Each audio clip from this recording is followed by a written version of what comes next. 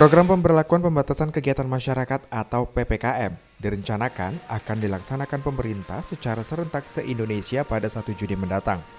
Sebagai bentuk upaya pencegahan penyebaran COVID-19 yang hingga hari ini terus bertambah. Sekaligus mengejar target vaksinasi COVID-19 yang hingga hari ini masih terus dikesah.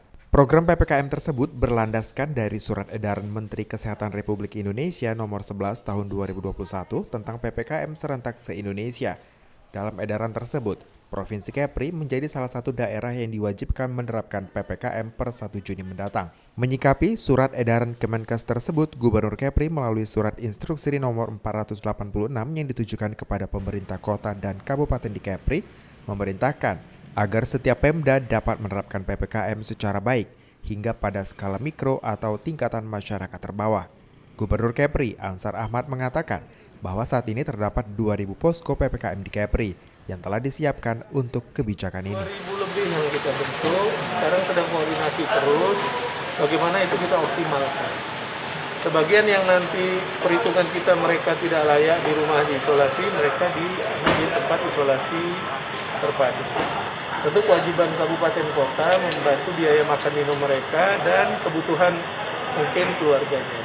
Sementara itu, Pemkot Tanjung Pinang yang merupakan daerah nomor 2 terbanyak kasus positif di Kepri, mengklaim siap menjalani kebijakan PPKM tersebut dengan segala kelebihan dan kekurangan yang ada. Itu kita kepengen di Tanjung Pinang juga bisa menerapkan PPKM mikro sehingga sudah terbit SK Wali Kota, instruksi Wali Kota tentang penerapan ini. Tetapi begitu sekarang sudah adanya surat edaran Gubernur tentang penerapan Mendagri nomor 11 yang intinya juga PPKM mikro, dan di situ secara jelas disebutkan bahwa Kepri termasuk lokus penerapan PPKM mikro, sehingga itu semakin menguatkan kami untuk menjadi semakin